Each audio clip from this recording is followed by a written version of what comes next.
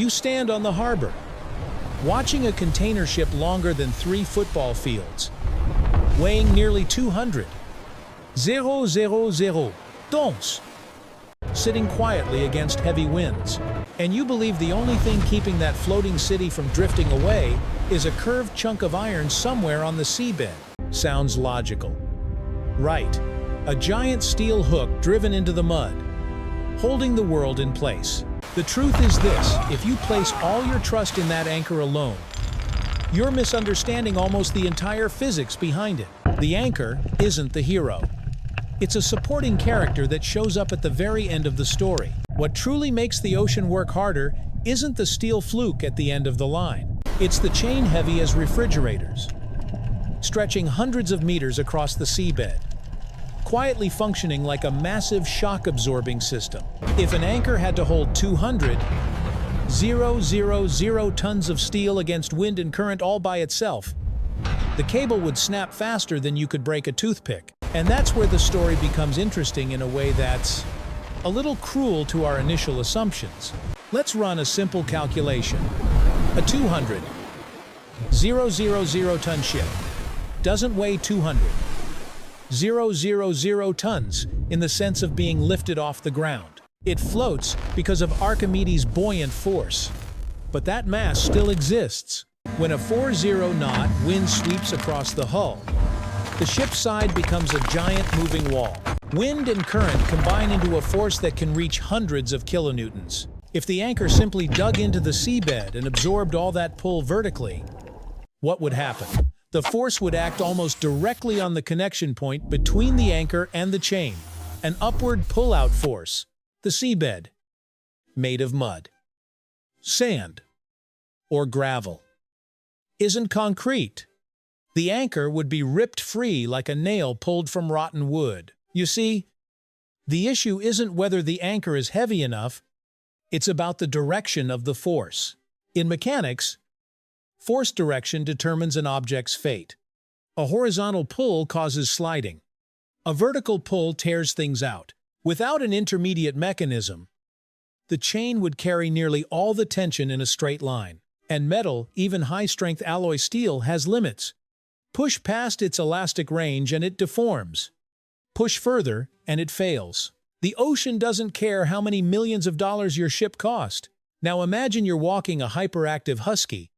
If you tie it with a thin nylon rope, every sudden lunge transfers directly into your arm. Nothing absorbs the energy. Nothing spreads the load. Either you fall, or the rope breaks. But if you use a thick steel chain, dozens of meters long and heavy enough to drag along the ground, the story changes. When the dog lunges, it doesn't pull directly on you. It has to move the entire weight of the chain scraping along the pavement. Energy gets lost along the way. By the time the force reaches your hand, it's already weakened. That's the essence of a catenary curve, the natural shape formed when a chain hangs freely under gravity. Unlike a parabola, a catenary follows a hyperbolic cosine function. It sounds academic, but the idea is simple.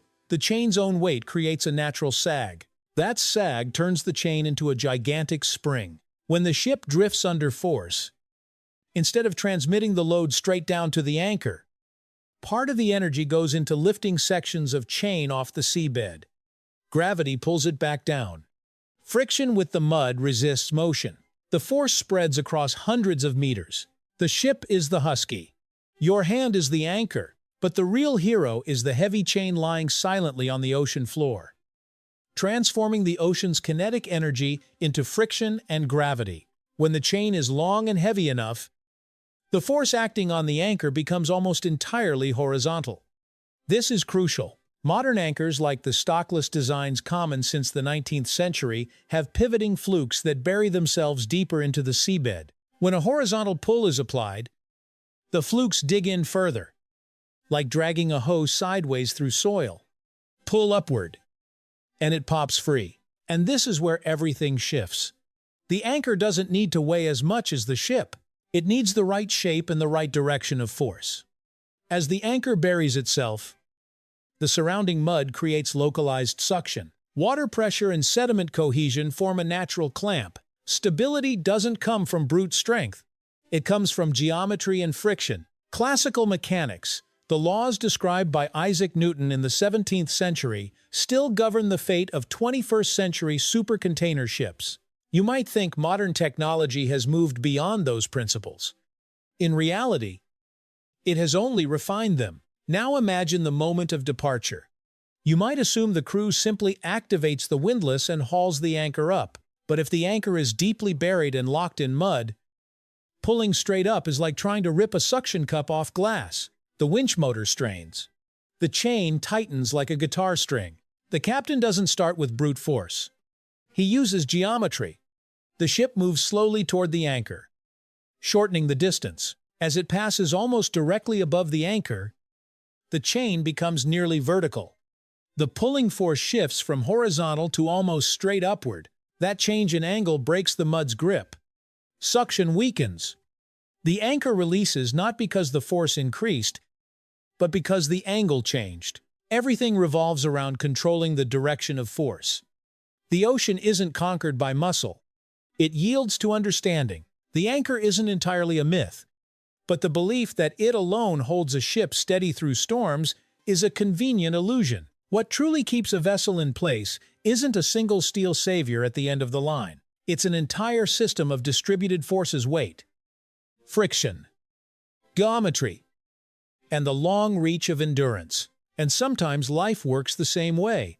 Not one heroic moment saving you from the storm, but invisible.